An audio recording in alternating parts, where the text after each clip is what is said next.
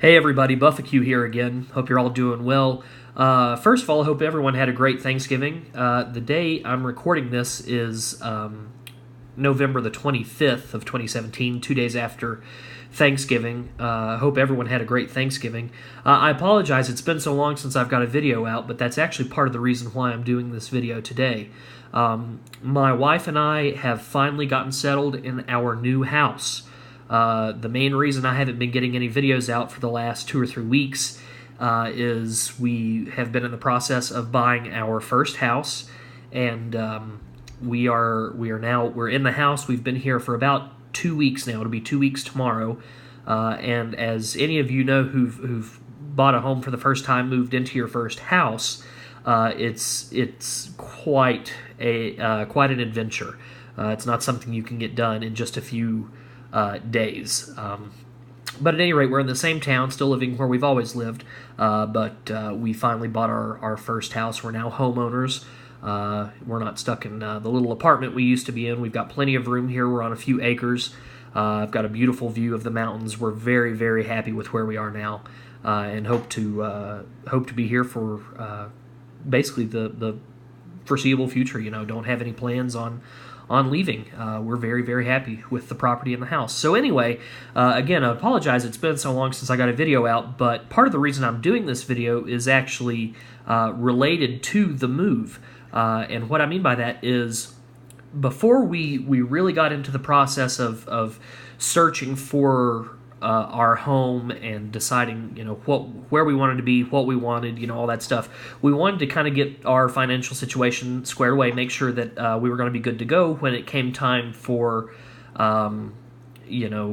brokers and banks and all those folks to start doing all their credit checks and checking on your finances and, basically any privacy that you enjoy having when it comes to your finances. When you buy a house, that's all going to go out the window because they look at everything you have done for like the last couple of years.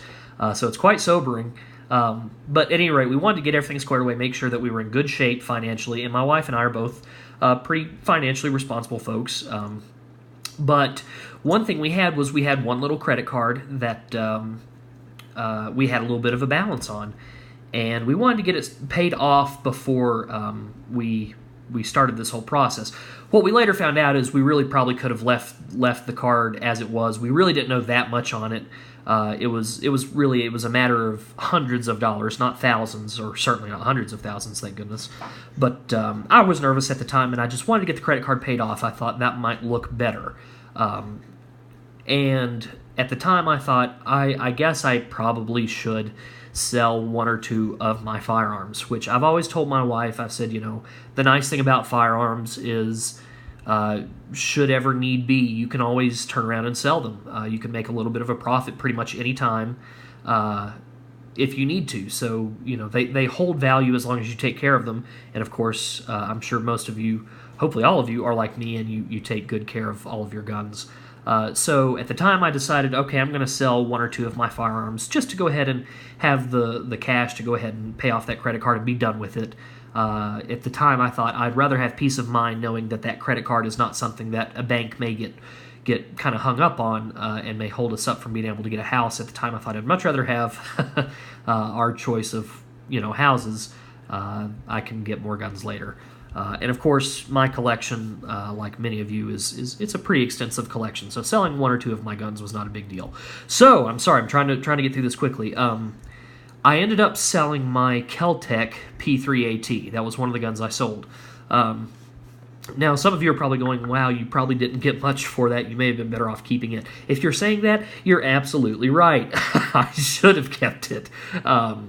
Because no, I did not get all that much for it. It was in great condition, but it's also a Kel-Tec 380.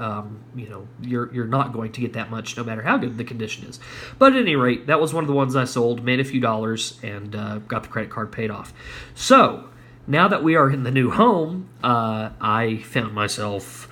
The car took me to the gun shop. I don't know what happened. I wasn't trying to drive to the gun shop. The car just took over, and we ended up at the gun shop. If any of you have that same problem, let me know. It's a terrible thing when the car does that. It does the same thing with White Castle. It's terrible. Anyway, so this is what I ended up deciding on to replace my Kel-Tec P3AT. This, as many of you have seen by now, this is the Ruger LCP. This is the first gen LCP. The shop that I went to had this as well as the LCP2. I looked at both, compared both, and I gotta say, I like the first gen better. I just do.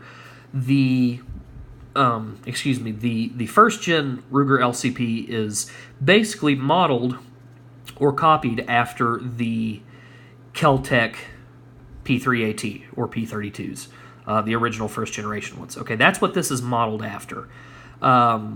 The new LCP, the LCP2, is essentially copying the Smith & Wesson Bodyguard, the Bodyguard. Okay, the LCP2 kind of has a more squared off look, whereas the first gen has a little bit more of a rounded kind of finish to it.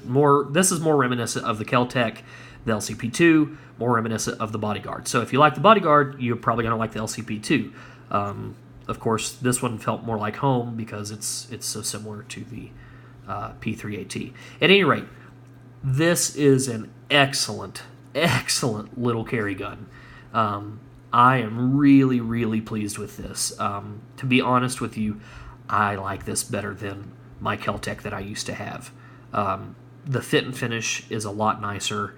It has one or maybe two features that the Kel-Tec didn't have. For one thing, it has a slide stop. That's nice. That's a nice feature. The Kel-Tec did not have that. This comes in really handy, mostly just for cleaning purposes. Okay, you can get in there without trying to hold that slide back with your thumb, and you're shaking all over the place because you're trying to hold the thing open. So that was a nice feature, that it has the slide stop. Metal magazine release, okay, which I think is one of the newer features on both the LCP and the LCP2. I think maybe that used to be plastic, now it's metal. That's really about it as far as differences between this and the Kel-Tec in terms of what you will see just right out of the gate. If you compare this to the Kel-Tec, they're very, very similar. The lockup is a little bit sturdier on this. You don't really have any slide wobble. The Kel-Tec, I think, had a little bit. Not much, but had a little bit. This one doesn't really feel to have any slide wobble, which is nice. The weight, however, the weight on the LCP is right around 9.5 to 9.6 ounces. That's unloaded. Whereas the Kel-Tec, and I have to check here to make sure I'm giving you the right figure. The Kel-Tec P3AT, I think, is right around 7 ounces or so. So, yeah, there's a little bit more weight with this. I mean, not much. We're still talking about, air weight mouse guns. But a little bit more weight, okay? Not much, but a little bit. The sights are pretty much what you see is what you get. Non-adjustable, fixed sights. They are what they are. They work.